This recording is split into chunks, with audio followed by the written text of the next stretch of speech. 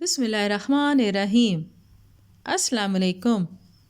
مدینہ منورہ میں اذان کی ابتدا۔ نبی اکرم صلی اللہ علیہ وآلہ وسلم نے صحابہ کرام رضی اللہ تعالیٰ عنہم سے مشورہ کیا کہ نماز کا وقت بتانے کے لیے کیا طریقہ اختیار کیا جائے۔ بعض نے نماز کے وقت علم بلند کرنے کا مشورہ دیا کہ لوگ اسے دیکھ کر نماز کے لیے آ جائیں گے۔ اس رائے پر یہ اعتراض کیا گیا کہ سونے والا اور غافل اس سے مستفید نہیں ہو سکیں گے۔ چند ایک نے کہا کہ کسی بلند ٹیلے پر آگ روشن کی جائے۔ یہ رائے بھی مسترد کر دی گئی۔ دیگر افراد نے بغل بجانے کا مشورہ دیا، جسے یہود نمازوں کے اوقات بتانے کے لیے استعمال کرتے تھے۔ نبی اکرم صلی اللہ علیہ وآلہ وسلم نے یہود کی مشابہت کے باعث یہ مشورہ رد کر دیا۔ بعض نے ناقوس بجانے کو کہا، جسے نصارہ استعمال کرتے تھے۔ نبی اکرم صلی اللہ علیہ وآلہ وسلم نے اس سے بھی ناپسند کیا۔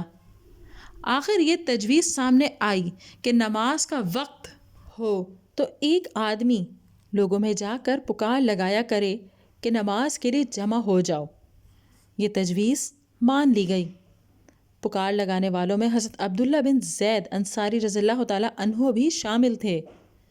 ایک دن غنودگی کے عالم میں انہوں نے خواب دیکھا کہ ایک شخص ان کے پاس آیا اور بولا، کیا میں آپ کو چند الفاظ نہ سکھاؤں جنہیں آپ نماز کی پکار لگاتے ہوئے کہیں؟ حضرت عبداللہ بن زید انصاری رضی اللہ تعالیٰ عنہ نے جواب دیا، کیوں نہیں، ضرور سکھائیے۔ اس آدمی نے کہا، آپ 4 مرتبہ اللہ اکبر، 2 مرتبہ اشہد ان لا الہ الا اللہ اور 2 مرتبہ اشہد ان محمد رسول اللہ، پھر 2 مرتبہ حی علی الصلاۃ اور 2 مرتبہ حی علی الفلاح، پھر 2 مرتبہ اللہ اکبر اور پھر 1 مرتبہ لا الہ الا اللہ کہا کریں۔ حضرت عبداللہ رضی اللہ تعالیٰ عنہ بیدار ہوئے تو سیدھے نبی اکرم صلی اللہ علیہ وآلہ وسلم کی خدمت میں حاضر ہوئے اور سارا خواب کہہ سنایا۔ نبی اکرم صلی اللہ علیہ وآلہ وسلم نے فرمایا، واقعی یہ سچا خواب ہے۔ آپ صلی اللہ علیہ وآلہ وسلم نے حضرت عبداللہ بن زید انصاری رضی اللہ تعالیٰ عنہ کو حکم دیا کہ یہ الفاظ حضرت بلال رضی اللہ تعالیٰ عنہ کو سکھا دیں۔ ان کی آواز آپ کی نسبت زیادہ بلند ہے۔ حضرت بلال رضی اللہ تعالیٰ عنہ جب ہی اذان دے رہے تھے تو عمر بن خطاب رضی اللہ تعالیٰ عنہ اپنی چادر گھسیٹتے ہوئے حاضر ہوئے اور عرض کیا، اللہ کے رسول، اللہ کی قسم میں نے بھی خواب میں یہی دیکھا ہے۔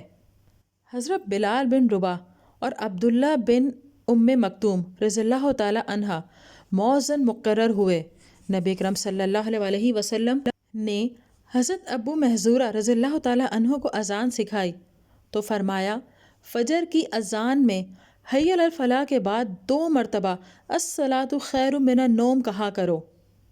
ابتدا میں اذان بلند مقام پر کھڑے ہو کر کہی جاتی تھی، بعد ازاں اس مقصد کے لیے مینار معرض وجود میں آیا۔